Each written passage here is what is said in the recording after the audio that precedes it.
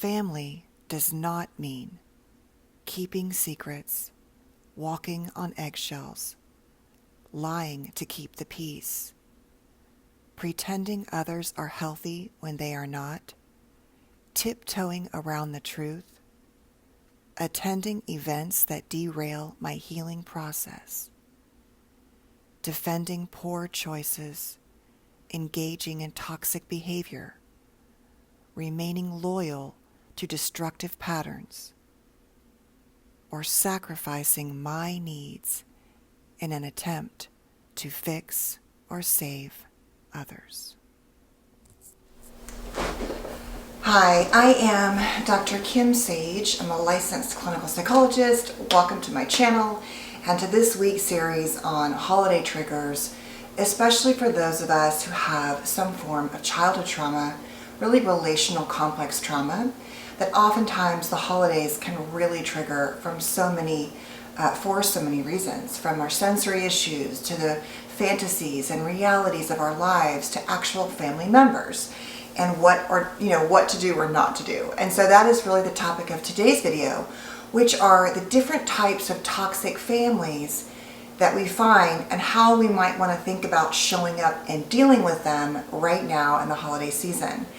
Even if you're not talking to them at all, which for many people is the only path, that doesn't mean that things can't come up for you, that there's a grief or a longing for what could have been, or kind of pressing your nose against the glass, watching other families have the perfect holiday.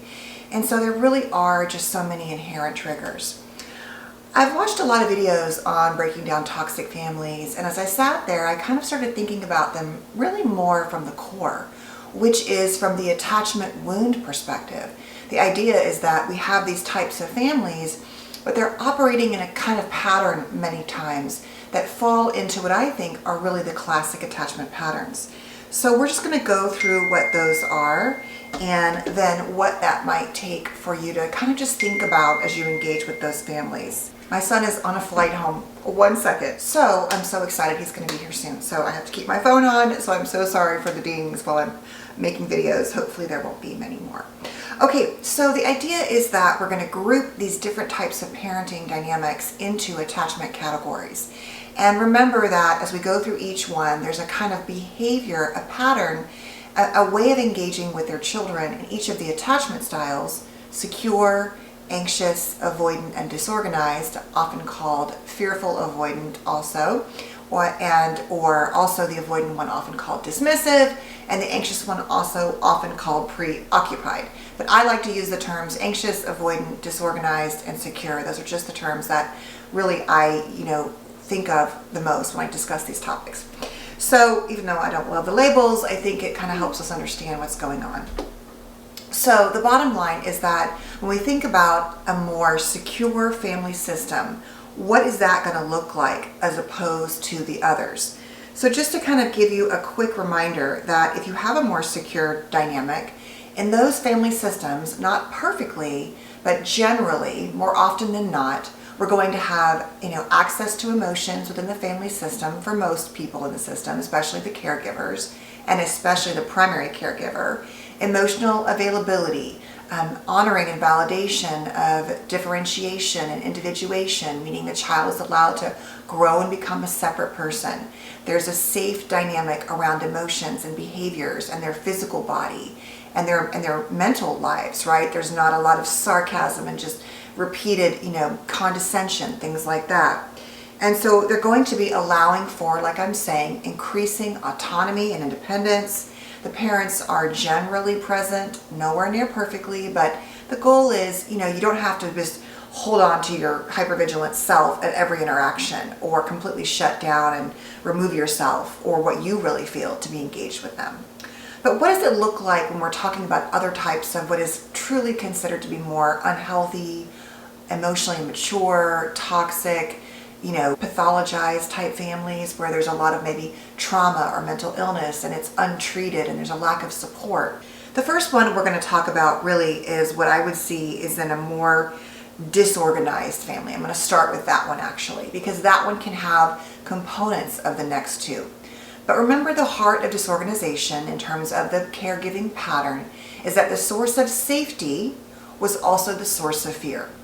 And here we have parents who are often, in terms of the clinical nature, maybe untreated borderline, maybe narcissistic in some way, maybe traumatized, which obviously could be both of those as well.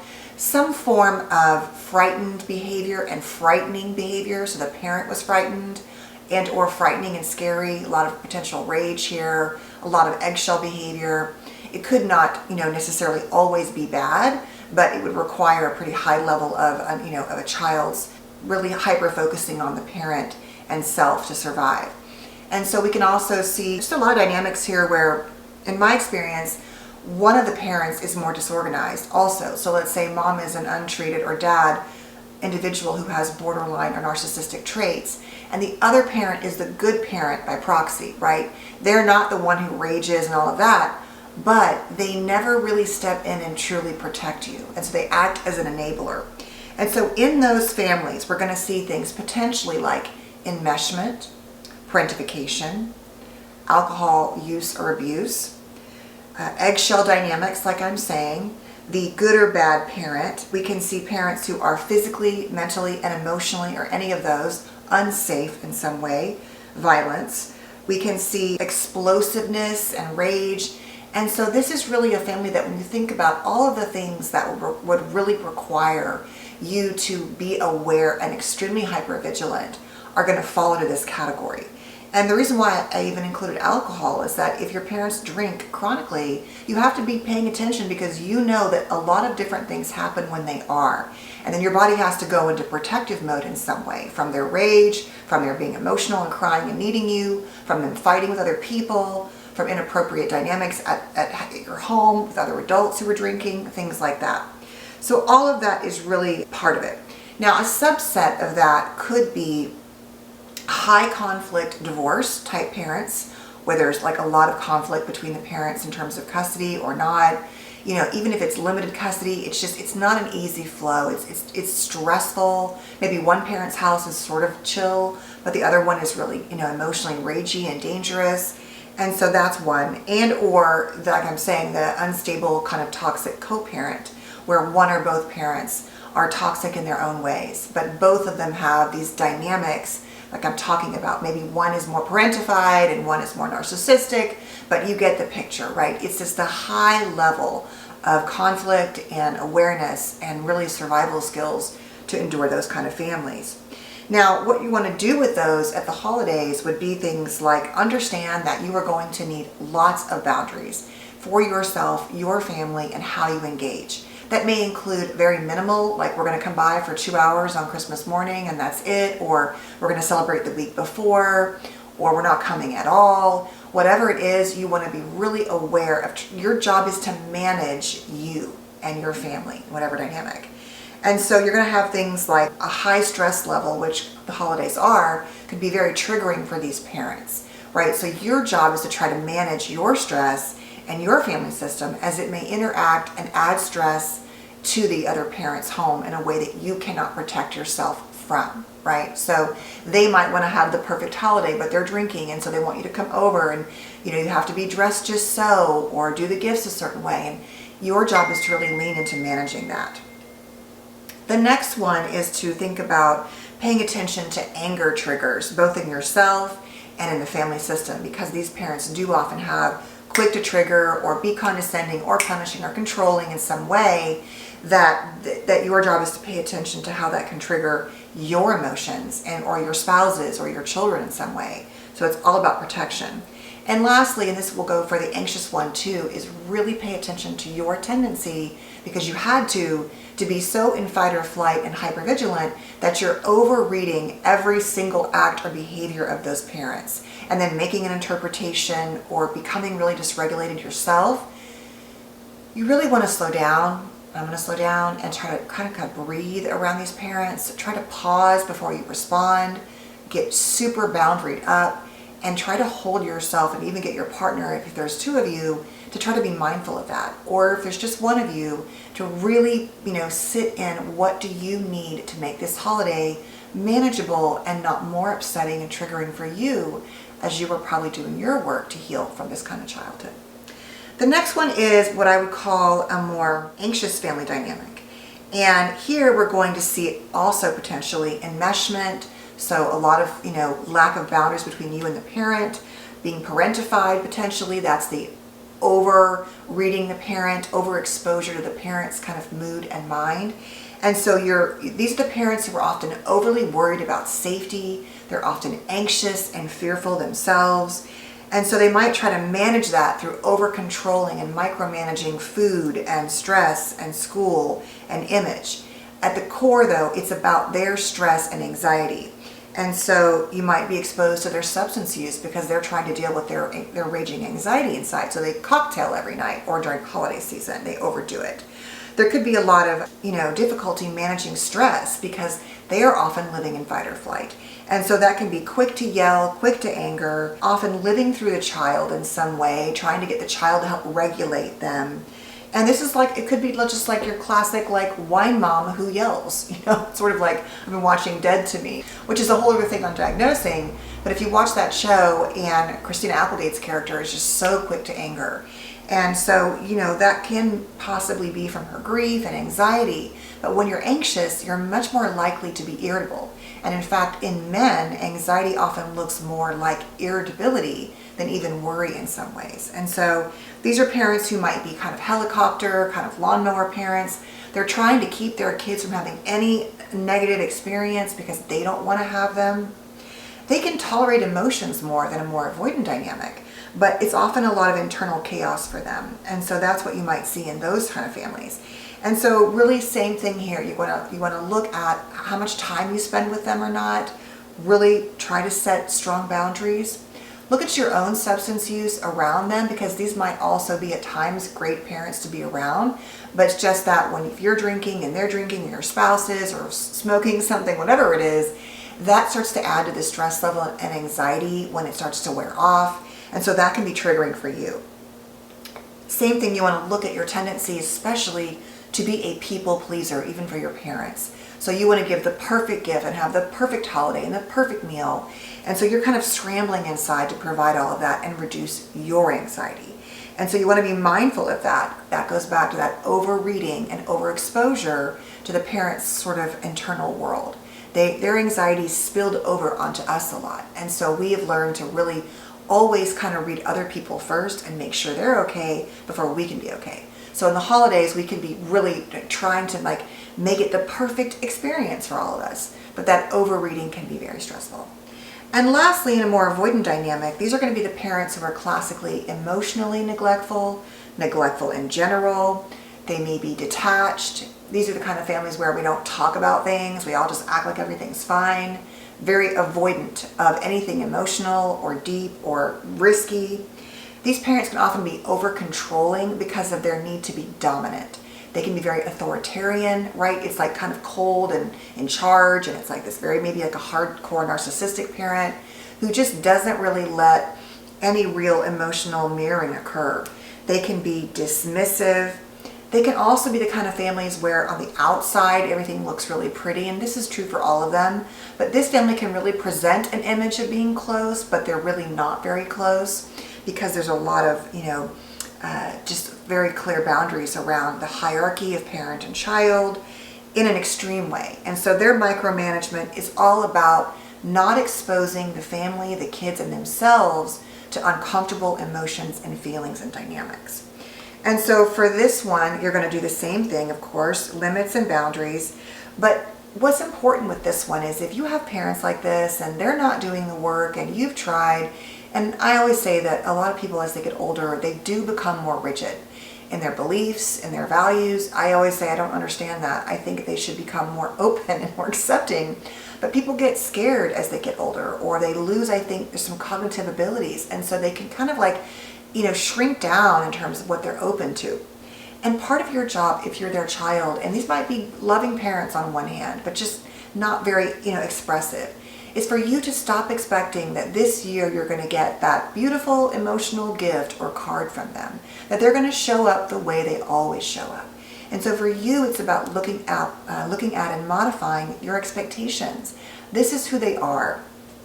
And so trying to honor that you are worthy in spite of that, and that's true for all of these, that you have to, in part, come to terms with, it's not about how much more love you can give to make them love you, or how much love you can give to heal their trauma and their wound. And if you finally do that, they're going to finally let the walls down. And this is also true for all of them. Your job here is to really try to work on accepting who they are. And that is true for all of them.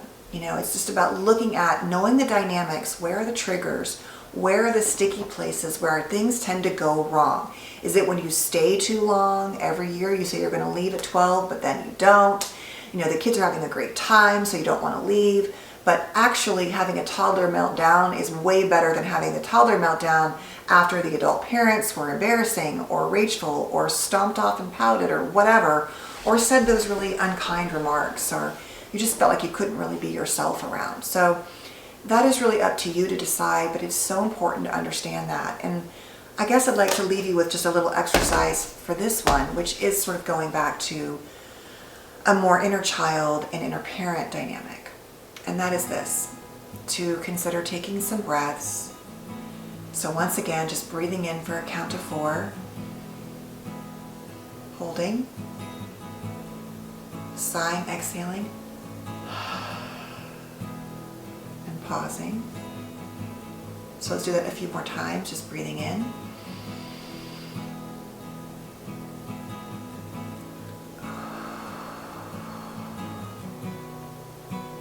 And one more time, let's really be let's dramatically sigh on this last one, okay? So breathing in.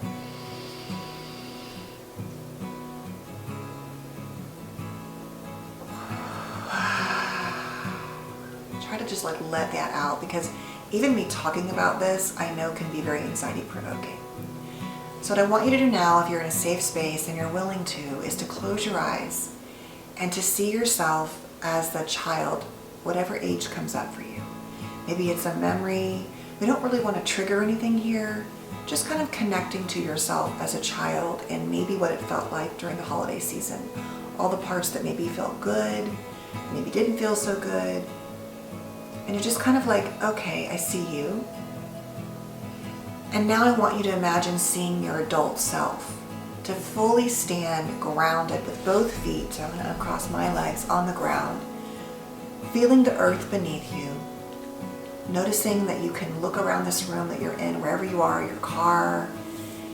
Careful if you're driving, obviously, and if you're just listening while you're driving, but make sure you're not closing your eyes. But just trying to pay attention to being right now, right here in the present, fully in your adult body, and imagining that you are the parent now to that little inner child that you always needed, the one who could say, I can take it. I have the shoulders for it. I'm going to set the boundaries. I'm going to decide what we're doing or not. And I am going to protect you. And we've got this. And you might imagine having that child sit next to you or sit in your lap or hold your hand. But I want you to fully ground yourself into your adult self. You are no longer that child. That child is a part of you. But this time, in this holiday season, you get to decide and follow through with what you need for you and your family and for your inner child. So, no matter what family system you have, and I know we can have mixes in all of these, if you have 2 parents, whether they live together or not, or multiple parents, whatever it is, including step parents, there's a lot of dynamics. Don't let yourself fall prey to what everyone else says we're supposed to do, to tradition. It is your life, it is your holiday, it is your family, and you get to choose what works for you. And if things go wrong, do not hesitate to get up, if you want to, and remove your children or yourself or your partner and leave. You can deal with it later, but sitting there and enduring it and re-traumatizing yourself does not serve you or your healing at all. So take your power back, ground yourself in your adult, and do the very best you can. And if you don't do it perfectly, because you probably won't, go back to your adult self and give yourself grace and compassion and honor the part that you did handle well, or the part you want to work on. Whatever it is, know that you are doing your best, but that once again, kind of going back to yesterday's video, I think there are things we really have to do. We have to protect ourselves. No one else is going to do it for us. So, thanks for being here. Please stay safe and well, and I will see you tomorrow. Bye. Off to the airport. Bye.